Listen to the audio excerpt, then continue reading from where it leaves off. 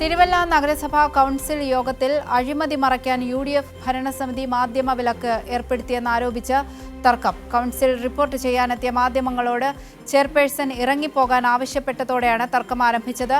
മാധ്യമങ്ങളെ പുറത്താക്കാനുള്ള നടപടിയിൽ പ്രതിപക്ഷം പ്രതിഷേധം കടുപ്പിച്ചതോടെ ചെയർപേഴ്സൺ കൗൺസിൽ യോഗം അവസാനിപ്പിച്ചു.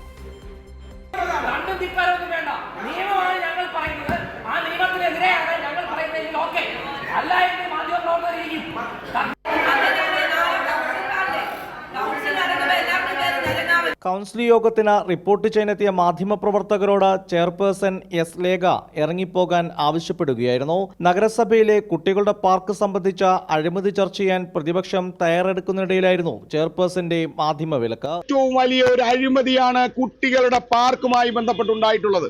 മാസം 2000 രൂപ വാടക നിശ്ചയിച്ച് 40 വർഷക്കാലത്തേക്ക് 2040 വരെ കോൺഗ്രസ് നേതാവായിട്ടുള്ള ശ്രീ നാൾ നന്ദാവനത്തിന്റെ പേരിൽ ആ നാൾ നന്ദാവനത്തിന് സ്വൈരവിഹാരം നടത്തുന്ന തരത്തിലേക്ക് തിരുവല്ല മുനിസിപ്പാലിറ്റിയുടെ കണ്ണായ സ്ഥലം അനുവദിച്ചു കൊടുത്തിരിക്കുകയാണ്. ഉറപ്പായും ഈ കൗൺസിൽ അജണ്ട വരാത്തത് കൊണ്ട് ഈ വിഷയം ഞങ്ങൾ ഉന്നയിച്ചാൽ ഇത് പുറംലോകം അറിയും. പുറംലോകം അറിയണമെങ്കിൽ മാധ്യമങ്ങൾ പുറത്തു കൊണ്ടുവരും. അതുകൊണ്ട് മാധ്യമങ്ങളെ ആദ്യം പുറത്താക്കുക, ഇതായിരുന്നു ലക്ഷ്യം. അതേസമയം അനുമതി മേടിക്കാതെ മാധ്യമങ്ങൾ റിപ്പോർട്ടിങ്ങിന് എത്തിയത് കൊണ്ട് മാത്രമാണ് തടഞ്ഞതെന്നാണ് ചെയർപേഴ്സൺ എസ് ലേഖയുടെ വിശദീകരണം. കൈരളി ന്യൂസ്, പത്തനംതിട്ട.